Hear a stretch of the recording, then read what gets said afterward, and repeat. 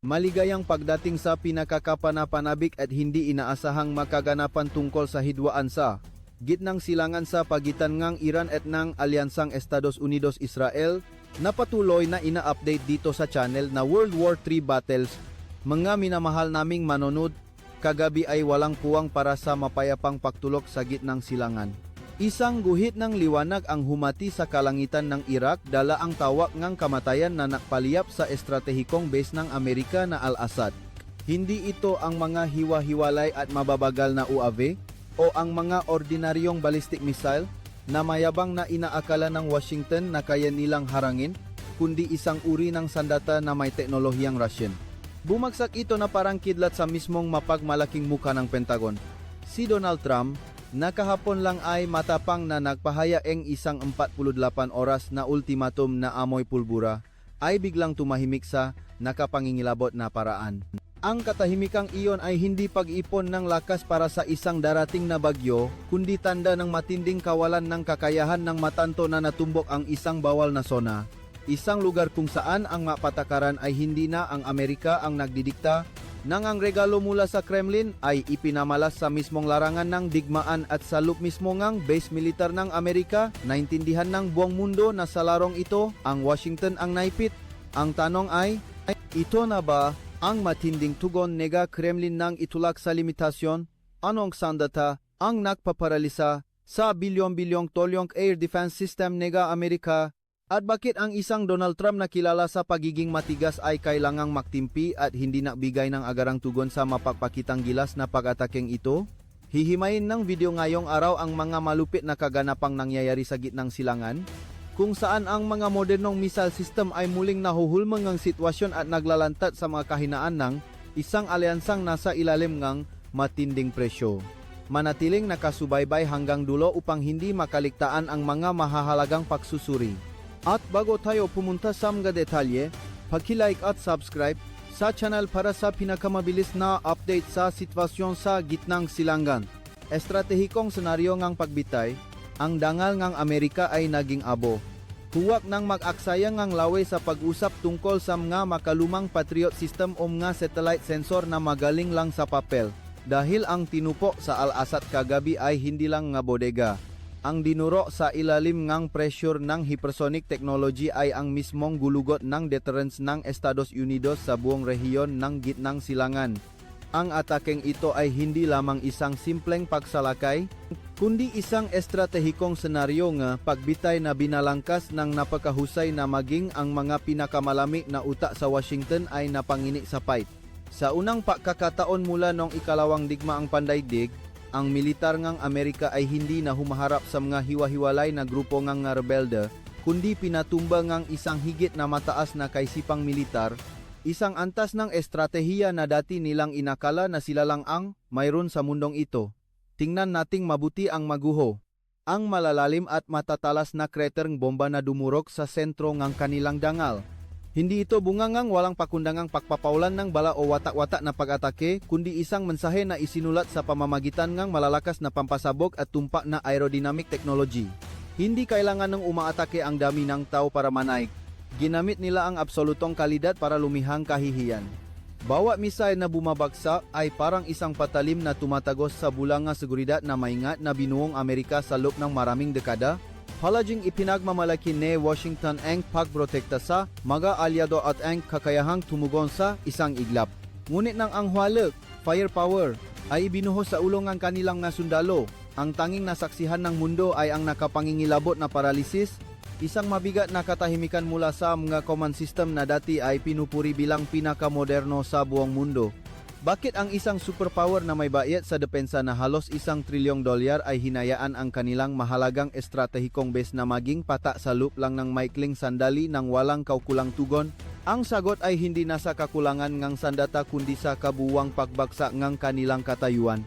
Masyado nang nasanay ang Amerika sa pagganap bilang pulis ng mundo para diktahan ang nga mahihinang bansa.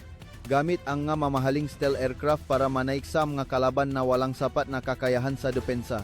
Ngunit ngayon, nang humarap sa isang Iran na pinalakas ng karanasan at teknolohiyang militar mula sa Moscow, lumitaw ang kanilang kabagalan, pakalito, at ganap na pagkawala ng estratehikong direksyon. Ang pinakamapait na nangyari kagabi ay hindi ang pagkawalan ng mga mamahaling kagamitan, kundi ang pagkawalan ng karapatang makpasya sa pagtugon. Isang kapangyarihan na dati ay napapakilala bilang sentro ng pandaigdigang kapangyarihan ang kailangang maupo at tanggapin ang dago ng hindi makaganti ng nararapat. Si Donald Trump, na sumisigaw lang ng napakalakas 48 oras ang nakalipas, ay humaharap na ngayon sa isang nakakasakal na katotohanan. Kung magpapatuloy ang tensyon, ang tugon mula sa Tehran na may lihim ngunit matinding suporta mula sa Moscow ay maaring lumampas sa lahat ng inisyal na kalkulasyon.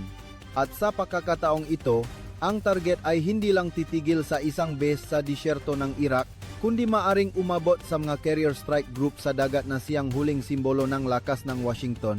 Ang atakeng ito ay naglantad sa isang masakit na katotohanan. Ang panahon ng pagiging kaisa-isang pinunong Amerika ay opisyal nang natapos. Ang matinatawag na regalo mula sa Rusya na may pangalang missile ay sa katunayan ay nagbubukas ng isang bagong kaayusan sa mundo. Isang lugar kung saan ang Amerika ay hindi na ang tanging may hawak ng renda, hindi na ang tanging panik na nagdidiktang laro. Sa Al-Assad, hindi lang apoy at usok ang pumaytaas, kundi lumitaw din ang kawalan ng kakayahan ng isang command system na sanay magpasikat sa media, pero naging marupok sa harap ng matinding aktwal na labanan. Ang Pentagon ay nailagay sa isang depensibong posisyon sa mismong lugar na dati nilang itinuturing na kanilang teritoryo. Ang inisyatiba ay lumiit sa loop mismo ng sistema ang depensa na itinuturing na matibay na kuta.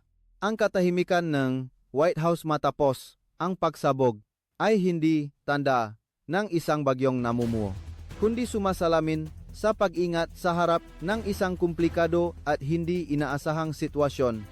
Nahaharap sila sa presyur na aminin na ang kanilang katunggali ay nakahabol na sa teknolohiya at kakayahan sa pakikipagdigma. Nahaharap din sila sa katotohanan na ang imahe na lakas militar na matagal na binuo ay sinusubo na ngayon sa bagong senaryo ng digmaan.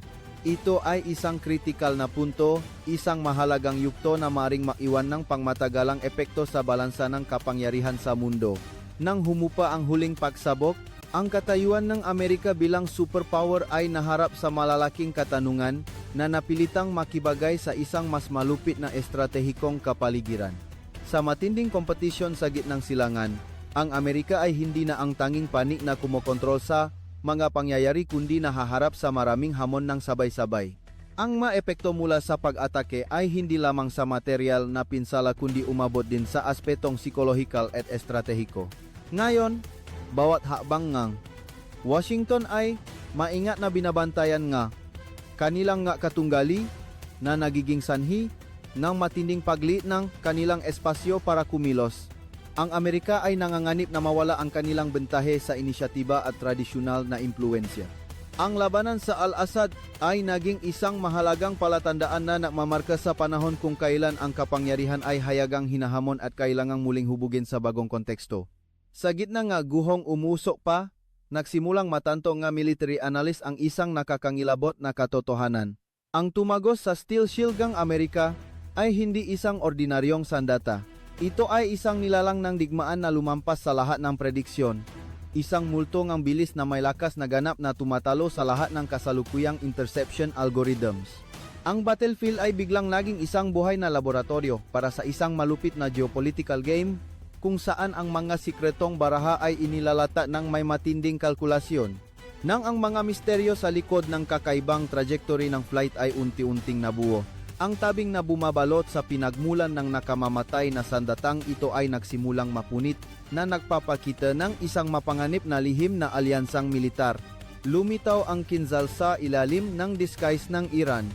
Huwag magpalinlang sa mga mabulakla na pangalan sa mga balita. Dahil ang mga bumaksa sa Al-Assad ay hindi produkto nga isang bagong silang na industriya nga depensa, kundi bunga nga mga pinakamahusay na kaisipang militar sa Moscow na maingat na ikinubli sa ilalim ngang binagong anyo. Nang ang nga mainit pang pira-piraso ngang missile ay kinolekta nga American technical team sa gitna ngang matinding tensyon sa site, isang mahalagang katotohanan ang lumitaw. Ang mabakas ay nakpapakita nga pagkakatulad sa teknolohiya nga KH-47M2 Kinzhal. Ang uri ng hypersonic weapon na dating itinuturing na simbolo ng deterrence capability ni Vladimir Putin ngunit inayos upang umangkop sa short-range combat scenarios at sa kapaligiran ng digmaan sa gitnang silangan. Ang kalikasan ng pagsabok ay hindi lamang nasa chemical destruction kundi sa kombinasyon ng hypersonic speed at napakalaking kinetic energy. Kapag ang isang bagay ay gumagalaw sa bilis na humigit kumulang Mach 10, ang mismong blok ng metal ay nagiging isang dambuhalang source ng collision energy na lumiliha ng epekto na katulad ng isang artificial na meteorite habang lumilipat. Ang friction sa atmosfera ay bumubuo ng isang plasma layer sa paligid nito na nagdudulot ng matinding interference sa early warning radar. Ito ay isang malaking hamon sa kasalukuyang defense systems habang ang Amerika ay nasa yugto pa lamang ng pagbuo at pagsubok ng maraming hypersonic projects. Ipinakita na nga katunggali ang kakayahang ma-deploy sa aktwal na antas, ang pag-integrat ng satellite guidance modules tulad ng GLONASS at mga flexible trajectory control systems ay nakakatulong sa misile na makapagbago ng komplikadong flight path na lumalampas sa mga tradisyonal na prediction models. Sa halip na madaling kalkulahin na parabolic trajectory, maaari itong lumipad sa matataas na altitude. Nagsasagawa ito ng mga pagbabago na direksyon na may malaking acceleration bago bumulusok sa target sa isang halos vertical na anggulo. Ang mapaglalarawan mula sa site ay napapakita na ang epekto ay nangyari ng napakabilis. Halos walang malinaw na babala bago ang malawakang high-pressure explosion. Nagbibigay ito ng estratehikong hamon sa mga kasalukuyang defense systems. Kung ang magatulad na teknolohiya ay malawakang idineploy, ang balanse ng labanan ay maaring magbago ng malaki. Sa katunayan, bumubuo itong isang mas komplikadong security environment kung saan ang mga bansa ay kailangang makibagay sa mga bagong anyo ng digmaan na pinagsasama ang high technology at asymmetric strategies. Hindi kailangang direktang mag-deploy ang Russia ng militar sa gitnang silangan para harapin ang Amerika. Kailangan lang nilang gawing launch points ang kanilang mga partner para sa mga advanced weapon technologies. Ito ay isang bagong antas ng proxy war, kung saan ang masandata ay hindi na ang tradisyonal na kagamitan, kundi sistemang may kakayahang magkaroon ng malalim na epekto sa strategic balance. Ang mga military expert sa Washington ay napilitang humarap sa katotohanan na ang agwat sa teknolohiya sa kanilang katunggali ay mabilis na lumiliit at nagiging mahirap hulaan. Ang matransfer ng teknolohiya mula sa Moscow ay tinitingnan bilang isang direktang hamon sa mga estratehikong kalkulasyon ng Amerika, lalo na sa konteksto kung saan ang mga carrier strike groups na dating simbolo ng lakas ay kailangang makibagay sa mga bagong banta.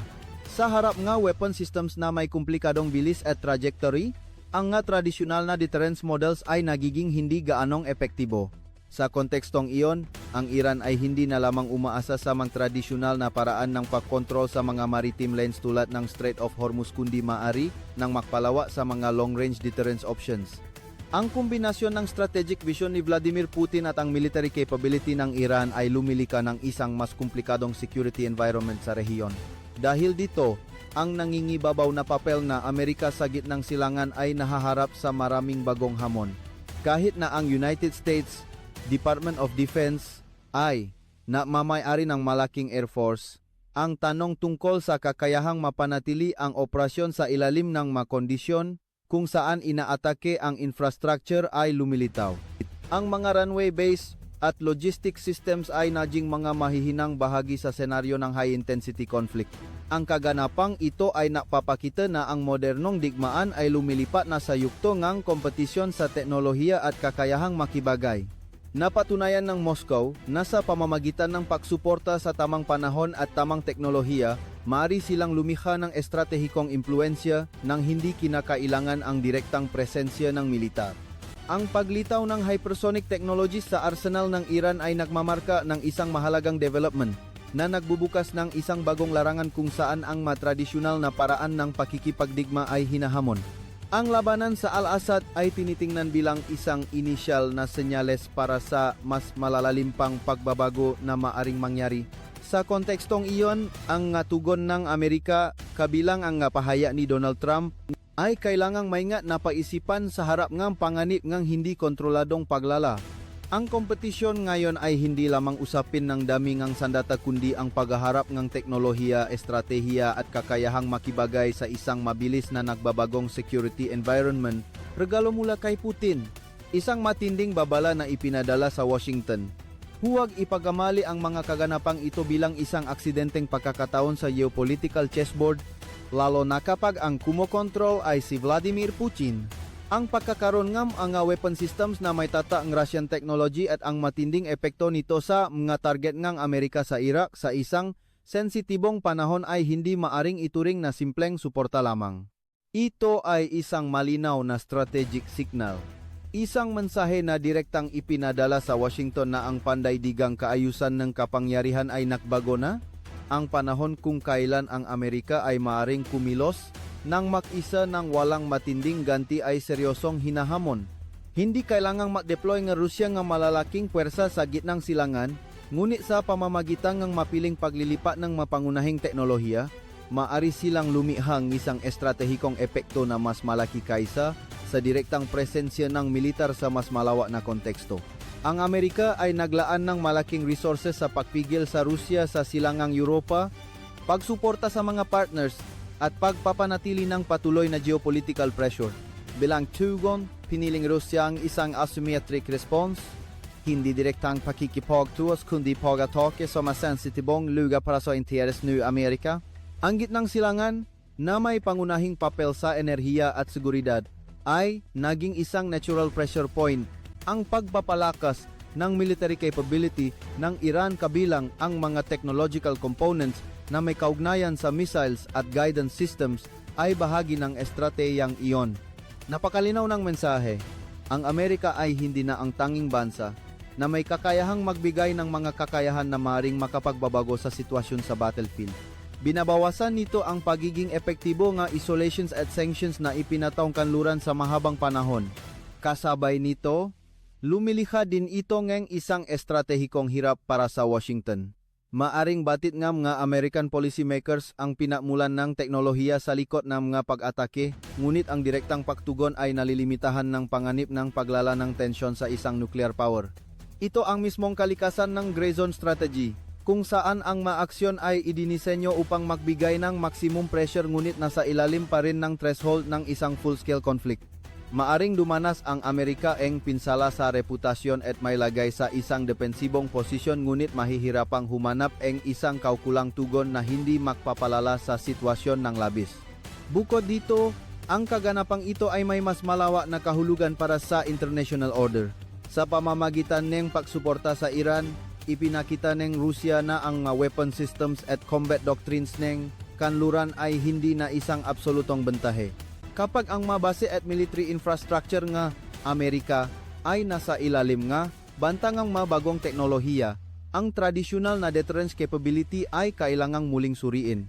Gayunpaman, mahalagang mapagtanto na hindi lamang ito simpleng military support kundi bahagi ng isang long-term strategic competition. Ginagamit ng Rusya ang Iran bilang isang partner upang dagdagan ang impluensya at lumihan ng indirect pressure sa Amerika habang iniwasan ang gastos at risk ng direktang pakikialam.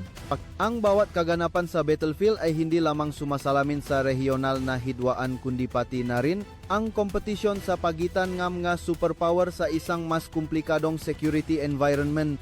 Sa kontekstong iyon, ang bawat tugon mula sa panig nga Amerika, kabilang ang nga matatapang na pahaya ni Donald Trump, ay kailangang maingat na timbangin sa pagitan ng deterrence goals at ng panganib ngang hindi kontroladong paglala. Ngunit ang Rusya ay nagtataglay ng mga advanced military technologies at isang strategic approach na sapat ang kalamigan upang gawin ang mga simbolo ng lakas na iyon ng mga madaling target sa mga bagong conflict scenarios. Ang mensaheng ipinadala ay hindi lamang para sa Amerika kundi para din sa mga bansang nag-isip na hamunin ang impluensyang Rusya. Ipinapakita nito na ang Moscow ay handang ayusin ang kanilang kilos kapag ang core interest ay nanganganib. Kasama rito ang pagpapalawak ng military cooperation at pagbabahagi ng teknolohiya sa isang partikular na antas sa mga tamang partner. Ang pagbabagong ito ay nakakatulong sa pag-iba ng posisyon ng Iran mula sa isang bansang nakakaranas ng matinding pressure, naging isang faktor na may mas malaking bigat sa rehiyon. Kapag tumindi ang tensyon, Ang mga US policymakers ay kailangang muling surin ang mga dating assumptions tungkol sa kanilang katunggali. Akala nila dati ay mananatiling malayo si Vladimir Putin sa maraming senaryo, ngunit ipinapakita ng katotohanan na ang Rusya ay maaring makialam sa mga indirect na paraan pero nagliliha pa rin ng malaking epekto hindi sa pamamagitan napak-deploy na malalaking pasak kundi sa pakamat na bentahe sa military thinking at teknolohiya. Pinipilit nito ang Washington na humarap sa mga bagong gastos hindi lamang sa material kundi pati na rin sa reputasyon at estratehikong katayuan. Ang mga kasalukuyang kaganapan ay sumasalamin sa isang mas komplikadong competitive environment kung saan ang mga superpower ay gumagamit ng maraming iba't ibang tool upang lumiha ng impluensya nang hindi kinakailangang direktang maktuos. Ang gitnang silangan dahil dito ay naging isang espasyo na nagpapakita ng kompetisyong iyon, kung saan ang papel ng Amerika ay hindi na tulad ng dati kundi kailangang ibahagi sa makatunggali na mas nagiging determinado. Kapag ang mga tradisyonal na deterrence mechanisms ay hinahamon, ang Washington ay napipilitang baguhin ang kanilang approach, maingat na tinitimbang ang pagpapanatili na lakas at pag-iwas sa hindi kontroladong paglala. Ang kaganapang ito ay nagpapakita rin na sa isang multipolar world na nabubuo, ang bentahe ay hindi na lamang idinidikta ng laki ng puwersa, kundi pati na rin ng kakayahang makibagay, teknolohikal na pagbabago, at flexible strategic deployment. Si Trump ay namumutla sa katahimikan ng White House. Panorin natin kung paano nasasaksihan ng mundo ang isang sitwasyong puno ng paradox sa sentro ng kapangyarihan ng Amerika. Kailanman ay wala pang panahon kung saan ang katayuan ng isang American president ay nakakaranas ng ganito karaming pressure sa harap ng mga bagong military challenges. Bago pa man mangyari ang insidente sa Al-Assad, nag-post na si Donald Trump sa social media ng isang matinding mensahe ng babala gamit ang pamilyar na pananalita, ngunit sa pagkakataong ito ay malinaw na nagpapakita ng tumitinding pressure. Ang nilalaman na parang isang ultimatum patungo sa Iran ay nagpapakita na ang antas ng tensyon ay napakataas na. Gayunpaman, ang kapansin-pansin ay ang paraan ng pagtugon pagkatapos. Hindi na ito ang tono ng isang panik na ganap na may hawak ng inisyatiba kundi sumasalamin sa isang mas komplikadong strategic environment kaysa dati. Halos nagamit na ng Washington ang lahat ng pamilyar na tool mula sa economic sanctions, diplomatic pressure hanggang sa military deterrence. Ngunit ang mga hotspots tulad ng Strait of Hormuz ay nagpapanatili ng kanilang pangunahing papel at patuloy na nagbibigay ng pressure sa pandaigdigang economic system. Ang tugon mula sa Iran ay hindi paksuko kundi isang simbolikong military action na nagpapakita na handa silang gumanti sa mga limitasyong sa tingin nila ay angkop. Ang kaganapan sa Al-Assad dahil dito ay naging isang malaking pagsubok sa kakayahan ng Amerika na tumugon. Ang nakakuha ang atensyon ay hindi lang ang mismong pag-atake kundi pati na rin ang naging tugon pagkatapos mula sa White House. Isang katahimikan ang lumitaw kapalit ng mga karaniwang agarang pahayag. Ang katahimikang ito ay hindi naman nangahulugan ng kahinaan kundi maaring nagpapakita ng pag-ingat sa panganib ng hindi kontroladong paglala. Ang nga ulat mula sa site at ang nga pagsusuri ng militar ay pumipilit sa pamunuan na maisip ng mas mabuti. Kung mapapatuloy ang tensyon, ang senaryo ng hidwaan ay maaring lumawak at makaapekto sa maraming strategic assets kabilang ang mga carrier strike groups. Nagbibigay ito ng mahirap na problema para sa Washington sa pagitan ng pagpapanatili ng deterrence image at pag-iwas na itulak ang sitwasyon sa labas ng kontrol. Ang pagbabago sa paraan ng pagtugon ay sumasalamin din sa katotohanan na ang modernong digmaan ay hindi na simpleng direktang pakikipaglaban kundi isang kombinasyon ng teknolohiya, psikolohiya at long-term strategy. Sa kontekstong iyon, bawat pahayag o aksyon ay may mas malaking epekto kaysa dati. Kaya naman, ang relatibong katahimikan ng White House matapos ang kaganapan ay maring ituring na isang yugto ng komprehensibong muling pagtatasa sa halip na isang agarang reaksyon. Ipinapakita nito na ang kapaligiran ng seguridad sa kasalukuyan ay naiba na, kung saan ang makapangyarihang bansa ay napipilitang makalkula ng maraming antas bago gumawa ng susunod na desisyon. Ang Pentagon ay nakakaranas ng pressure hindi lamang dahil sa laki na pagsabok kundi dahil din sa mga katanungang bumabangon tungkol sa kakayahan ng command system na tumugon sa harap ngang mabilis na nagbabagong kapaligiran ng digmaan. Ang nga pahaya mula sa pani nga Amerika ay hindi na lumilikha nga epekto ngang pagpigil deterrence tulad ngang dati sa matangang kalaban. Ipinapakita ng Tehran na handa silang lumaban sa halip na umurong sa harap ngang matitigas na pahayag ang bawat pag-atake dahil dito ay hindi lamang may kahalagahang militar kundi isa ring estratehikong mensahe. Ang matigas na paraan ng paglapit ni Donald Trump sa kontekstong ito ay lumiha ng nga komplikadong resulta na naktula sa Washington sa isang mahirap na sitwasyon sa pagpili ng kop na tugon. Kung palalalain ang tensyon, ang panganib ngang malawakang hidwaan ay tataas kasabay ngang gabagong teknolohiya na nakpapabago sa sitwasyon. Kung magtitimpi naman, ang imahe at estratehikong kredibilidad ay maring mapagdudahan. Sumasalamin ito sa katotohanan na ang kasalukuyang seguridad ay hindi na nagpapahintulot ng simpleng reaksyon tulad ng dati. Ang mensahe mula sa Moscow ay itinuturing na isang babala na ang mga lugar nga estratehikong kompetisyon ay may mga limitasyon na dapat isaalang-alang ng lahat ng panig. Sa kontekstong iyon, ang kakayahan sa negosasyon at pagayos ne estratehiya ay nagiging mas mahalaga kaysa sa mga pahayag na mapanggamon. Ang reaksyon sa social media o ang matitigas na deklarasyon ay hindi na sapat upang hubugin ang sitwasyon kung hindi ito may kalakip na kaukulang aktual na kakayahan. Dahil dito, ang imahe ng pinunong bansa ay dumaranas din ng mas mahigpit na pagsusuri mula sa internasyonal na komunidad.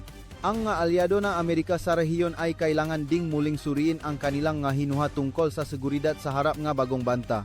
Kung ang makasalukuyang sistema ng depensa ay mahahamon, ang pagtiyak sa kolektibong seguridad ay magiging mas komplikado. Ang kaganapang ito ay nagpipilit sa Washington na muling suriin ang buong estratehiya ng presensya ng militar at ang paraan ng pagpigil sa rehiyon. Ang tradisyonal na plano sa pakikipagdigma, kabilang ang pag-asa sa kalamangan ng Air Force at Navy, ay maaring hindi na makatiyak ng pagiging epektibo tulad ng dati sa lahat ng senaryo. Ang paglitaw nga magabagong teknolohiya ay nagpapahirap sa pagula at pagtugon na nangangailangan ng isang maliksi at malawak na paraan ng paglapit. Sa kontekstong iyon, ang maingat na reaksyon mula sa White House ay maring unawain bilang isang yugto ng muling pagtatasa sa halip na isang tandang ang kawalan ng kontrol. Gayunpaman, malinaw na ang kaganapan sa Al-Assad ay lumikha ng isang malaking psikolohikal na epekto hindi lamang sa Amerika kundi sa buong sistema ng seguridad sa rehiyon. Ito ang panahon kung saan ang mapani na kasangkot ay napipilitang muling tingnan ang kanilang kakayahan, limitasyon, at estratehiya sa isang kapaligiran ng kompetisyon na lalong nagiging komplikado at mahirap hulaan. Estratehikong problema kapag ang presyo ngang pagkakamali ay naging napakamahal. Huwag tingnan ang crater ngang bomba sa Al-Assad bilang isang hiwalay na pinsalang militar. Ituring itong senyales na ang malumang hinuha ay seryosong sinusubok. Ang Pentagon ay humaharap sa isang komplikadong estratehikong problema kung saan ang bawat pagpipilian ay may dalang malaking panganib. Ang problema ni Donald Trump at ngang kanyang matagapayo ay hindi na sa kakulangan ng resources, kundi sa hindi sapat na paktatasa sa kakayahang tumukon at antas na kahandang makpalala na tensyon ng makakalaban. Ang presyo ng maling kalkulasyon ngayon ay hindi lamang sinusukat sa gastos sa pananalapi kundi may kaugnayan din sa katatagan ng buong network ng mga bas militar sa ibang bansa. Ang Washington ay nasa harap ng mahirap na pagpili sa pagitan ng pagpapatuloy ng pagpapataas ng pressure o pag-ayos ng estratehiya upang maiwasan ang isang spiral ng tensyon. Sa kaso ng pagpapalawa ng operasyong militar, kailangang isaalang-alang ng Amerika ang panganib ng pagharap sa mga bagong sistema ngang sandata na may kakayahang hamunin ang pundasyon ngang tradisyonal na lakas, kabilang ang mga carrier strike group.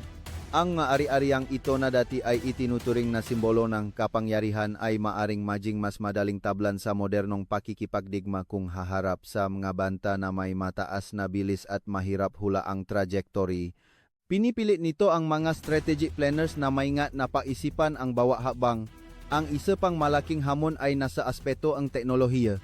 Sa loob ng maraming taon, nagtuon ang Amerika sa mga stealth program at air superiority habang ang mga kalaban ay mabilis na bumuo ng mga hypersonic technology at mga bagong defense system.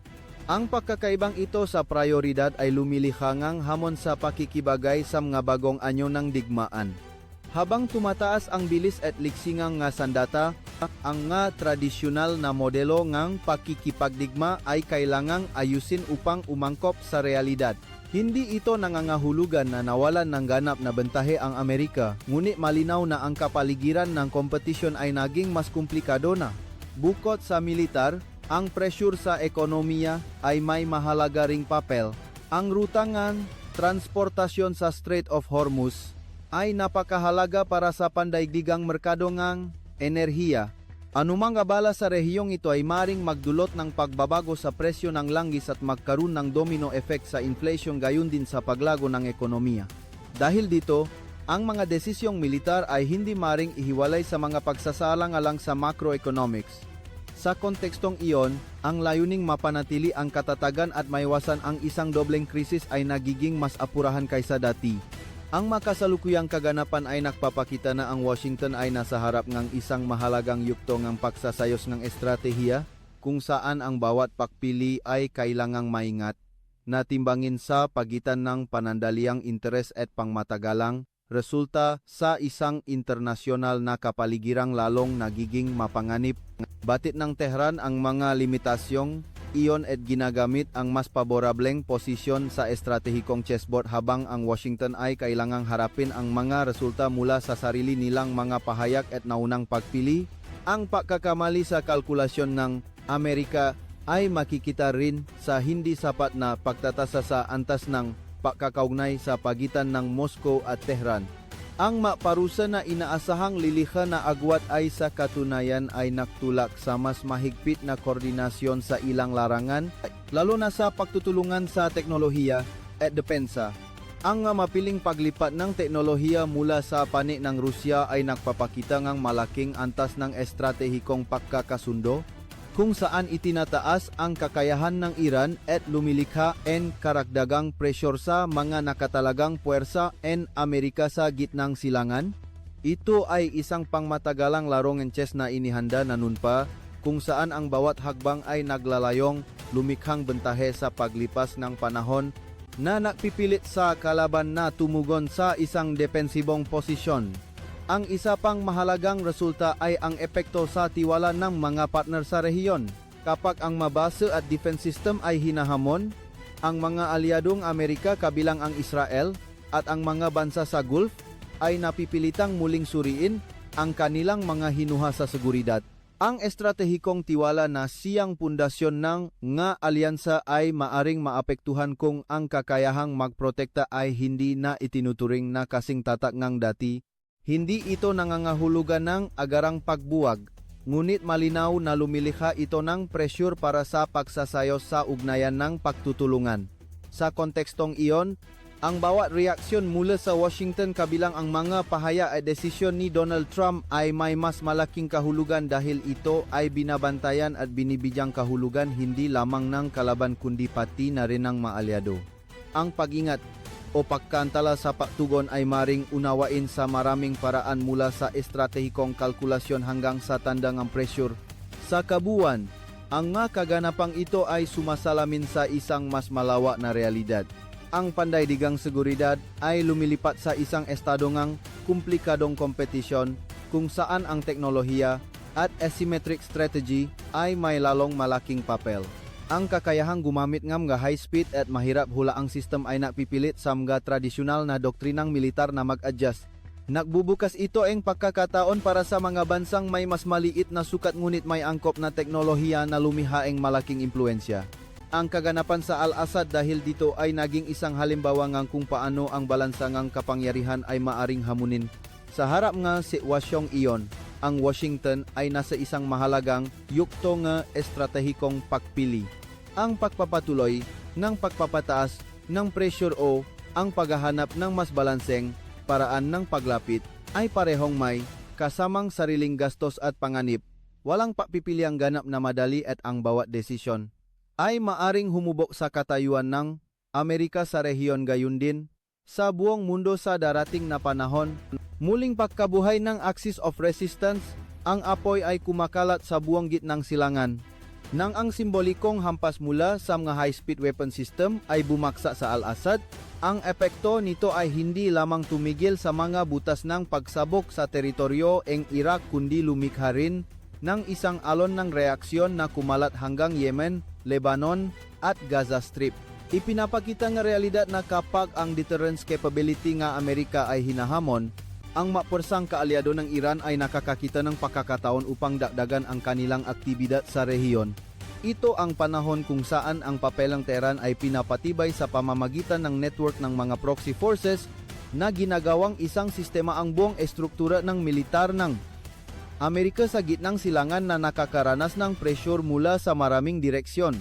Una sa lahat, malinaw itong makikita sa Yemen, kung saan ang porsang Houthi ay mabilis na napalakas ng kanilang nga operasyong militar. Sa loob lamang ng maikling panahon matapos ang nga kaganapan sa Iraq, nagsagawa sila nga pag-atake na may mas malaking sukat at antas ng koordinasyon kaysa dati, hindi na lamang nga hiwalay na panggigulo. Ang mga kampanyang ito ay naglalayong magbigay ng pressure sa mga ruta ng transportasyon sa dagat sa Red Sea, ang paggamit ng mga uri ng cruise missile at mga long-range attack vehicles.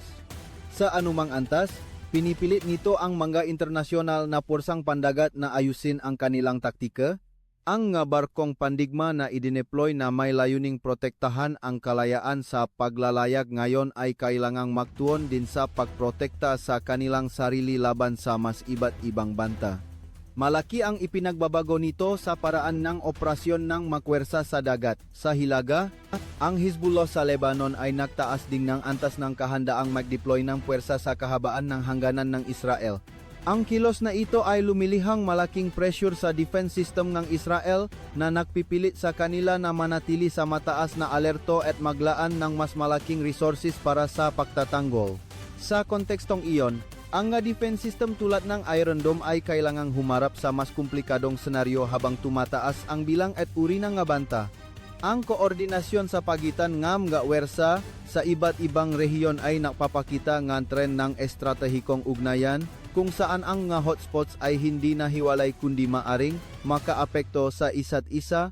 Dahil dito, ang seguridad ay nagiging mas mahirap hulaan kasabay ngang pagtaas ng pressure sa mga puwersang naroroon sa rehiyon. Ang nga kaganapang ito ay sumasalamin sa isang mahalagang pagbabago sa paraan ng pagsasagawa ng hidwaan kapag ang mga bagong teknolohiya at asymmetric strategy ay pinagsama upang lumikha na malawak na epekto. Sa kontekstong iyon, ang gitnang silangan ay pumapasok sa isang bagong yugto na may mas mataas na antas ng pagiging komplikado, kung saan ang bawat aksyon ay maaring magdulot ng mga resultang lampas sa inisyal na saklaw. Ang layuning protektahan ang Israel at mapanatili ang pressure sa Iran ni Donald Trump ay inilagay sa isang lalong komplikadong konteksto habang ang mismong puwersa ng Amerika sa rehiyon ay kailangang ayusin ang kanilang kalagayan upang harapin ang nga bagong banta. Ang pagtaas ng aktibidad ng mga puwersang kaalyado ng Iran ay may malinaw na simbolikong kahulugan na nagpapakita na ang tradisyonal na deterrence ng Washington ay sinusubo na. Sa loob ng maraming dekada, napanatili ang Amerika ang impluensya sa pamamagitan ng air superiority at kakayahang mag-deploy ang long-range power. Ngunit ang paglitaw ng mga bagong teknolohiya ay nakpabago sa balanseng ito. Kapag ang mga modernong weapon system ay idineploy at nakibagay sa regional na kapaligiran ng labanan, ang nga dating modelo ng lakas ay hindi na nananatiling epektibo. Mula Baghdad hanggang Damascus, ang mga armadong grupo ay nagdaragdag enerhe aktibidad na lumilihang patuloy na pressure sa mga logistics facilities at mga kutang Amerika. Dahil dito, ang Washington ay kailangang humarap sa isang uri ng hiwa-hiwalay na hidwaan kung saan ang kalaban ay hindi isang-isang nilalang kundi maraming iba't ibang aktor na may maliliksing taktika. Sa kontekstong iyon, ang Rusya sa ilalim ng pamumuno ni Vladimir Putin ay sinasamantala ang isang indirect approach sa pamamagitan ng pagsuporta sa teknolohiya at paglikha ng kondisyon para maitaas ng partner ang kanilang kakayahan.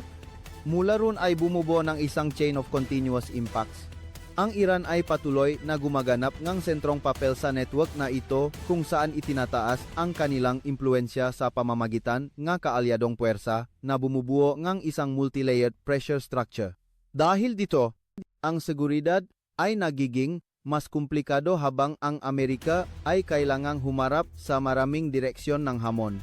Kasabay nito, ang pagbabagong ito ay nakakaapekto rin sa mga bansa sa rehiyon, lalo na ang matradisyonal na partner ng Amerika habang sinisimulan nilang muling suriin ang estratehiya at humanap ng paraan para pag-ibahin ang kanilang relasyon upang mabawasan ang panganib.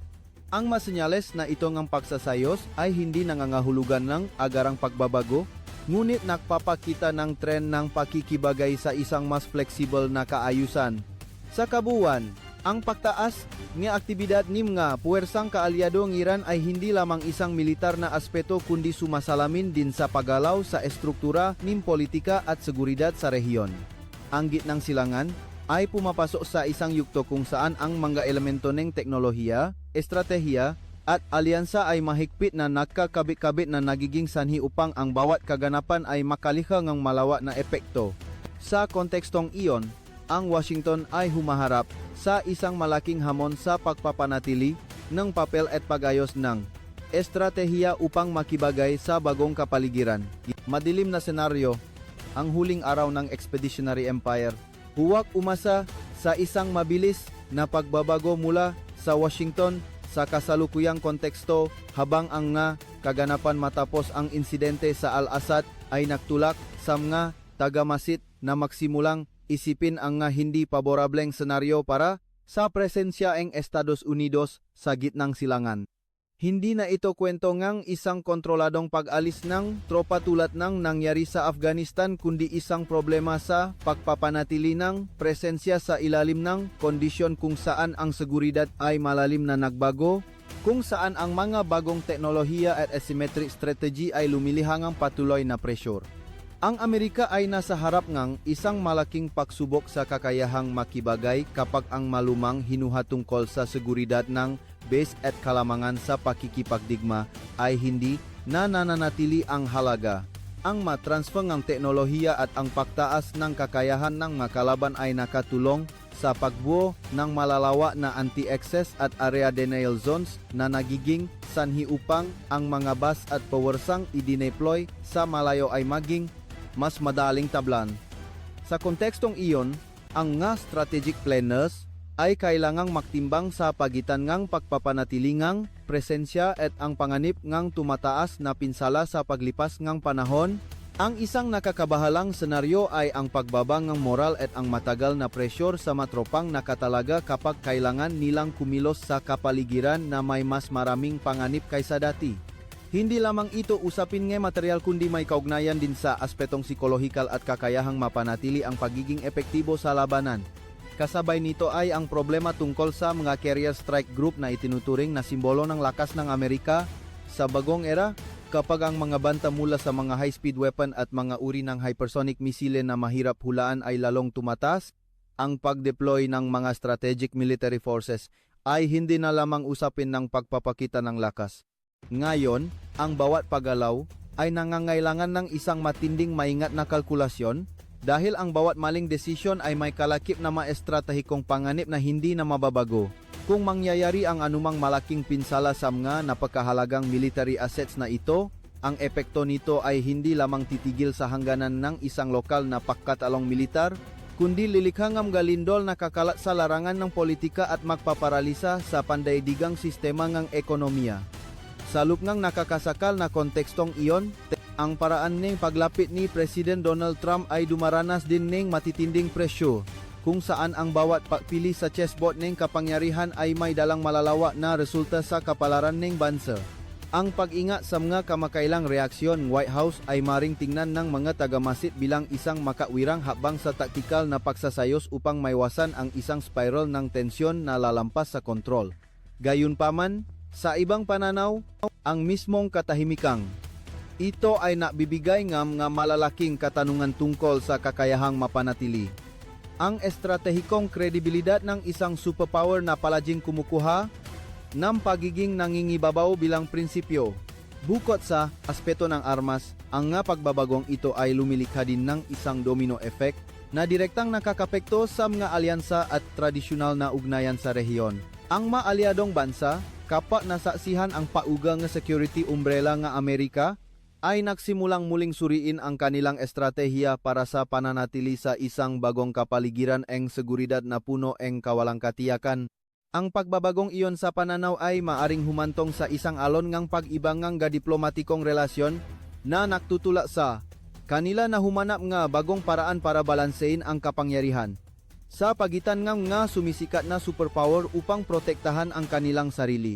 Sa kabuuan, ang hindi paborableng senaryo na kinakaharap ngang Washington ay hindi isang agarang pagbaksak tulad ng pagguho ng isang kuta, kundi isang proseso ng masakit at mapanghamong pagsasayos kung saan ang Amerika ay napipilitang matutong makibagay sa isang pandaigdigang kaayusan na patuloy na gumagalaw. Ang makaganapan sa base ng Al-Assad ay naging isang malupit na palatandaan, isang malinaw na patunay sa katotohanang ang pandaigdigang balanse nga kapangyarihan ay dumaranas ng isang matinding pressure sa pagsasayos. Ang paglitaw ng mga bagong henerasyon ng weapon systems, lalo na ang high-speed hypersonic technology, ay nakatulong sa ganap na pagbabago ng kaisipan tungkol sa lakas at kakayahan sa pagpigil. Sa kontekstong ito, ang nga tradisyonal na bentahe na dating tumulong sa Amerika na dominahin ang mundo ngayon ay hindi na makatiyak ng absolutong pagiging epektibo tulad ng dati. Kahit na ang Amerika ay nagtataglay pa rin ng dambuhalang military capabilities kabilang ang malakas na strategic nuclear deterrence forces, ang balanse na panalo at talo ngayon ay lumilipat na sa kakayahang makibagay sa mga bagong anyo ng complex conflict. Kapa ang makalaban ay unti-unti nang tinanggal ang dating paalangan, ang kapaligiran ng geopolitical competition ay nagiging direkta at mas malupit kaysa dati na nagpipilit sa Washington na baguhin mula sa ugat ang kanilang paraan ng paglapit. Isang senaryo na inilalatag ng maraming analyst ay ang unti-unting paglit ng saklaw ng international engagement. Pagtutok ng resources sa kapansin-pansin ang mga hakbang sa malapit na paglilipat ng teknolohiya at ang estratehikong pagtutulungan sa pagitan ng mga kalaban, lalo na ang papel ng alyansa sa pagitan ng Rusya at Iran, ay lumihangam nga mapanirang epekto sa lumang power structure sa rehiyon. Ang mga kaganapang ito ay hindi lamang may kahulugan sa aspeto ng armas, kundi nagbibigay din ng matinding hampas sa pananaw tungkol sa unipolar international order. Ang nga nangyayari ay patunay na nagpapakita na ang unipolar system na pinamumunuan ng Amerika ay nakakalamat sa harap ng hindi mapigilang pressure ng pandaigdigang multipolarization trend. Ang nga pahayag at maingat na reaksyon ni Donald Trump sa yuhtong ito ay sumasalamin sa mahamong may kinalaman sa pananatili na kinakaharap ng Amerika. Iyon ang oras kung kailan ang agwat sa pagitan ng mga matitigas na deklarasyon at ang kakayahang aktwal na ma-deploy sa battlefield ay sinusyuring mabuti ngang internasyonal na komunidad kaysa dati. Ang pag-ingat ng White House matapos ang nga nakakayanik na kaganapan ay maaring unawain bilang isang hakbang sa paginto upang muling suriin ang buong estratehiya sa isang kapaligirang puno ng panganib. Ipinapakita nito na ang mga desisyon sa antas ng bansa ngayon ay hindi na lamang nakabatay sa simpleng military muscle power, kundi kailangang maging kabuuan ng maraming faktor mula sa teknolohiya, ekonomiya hanggang sa signing, neku pagpapanatili neku relasyon sa mga alyado. Ang gitnang silangan, muli, ay naging isang espasyo ngang eksperimento na malinaw na nagpapakita ngang dakilang pagbabagong iyon. Dito, ang mga technological alliances at ang mga estratehikong kalkulasyon ay mahigpit na nakakabuhol-buhol na lumilihang isang magulo, mahirap hulaan at mapanganib na sitwasyon para sa anumang superpower na mabagal sa pakikibagay. Ang presyo ng pagkaantalang iyon, sa kasamaang palad, ay ang trahedya ng isang superpower na tumayo ng masyadong matagal sa rurok ng katanyagan ng hindi nakasabay sa mga mabilis na bagyo eng pagbabago sa modernong strategic environment. Ang makaganapan kamakailan ay hindi lamang isang hiwalay na military event kundi senyales din ng isang bagong yugto sa kompetisyon sa pagitan ng mga superpower. Sa yuktong ito, ang kakayahang makibagay at ang inobasyon ay gaganap ng sentrong papel sa pahubog ng katayuan ng bawat bansa. Sa harap ng realidad na iyon, ang tanong ay hindi ang agarang pagtatapos ng isang superpower kundi ang paraan kung paano sila mag-adjust upang mapanatili ang kanilang papel sa isang mabilis na nagbabagong kaayusan. Ang madesisyon sa darating na panahon ay makakaroon ng mahalagang kahulugan para sa katayuan ng Amerika hindi lamang sa gitnang silangan kundi sa buong mundo. Paano niyo sinusuri ang papel ng hypersonic weapons? Ang pakikipagkamay ng Russia at Iran at ang kakayahan ng Amerika at NATO na muling kalkulahin ang buong strategic chessboard? Iwanan ang inyong nga opinyon, pananaw, at hula sa ilalim ng comment section upang sama-sama tayong magpalitan, magsuri, at magimay ng mas malalim sa masusunod na balita.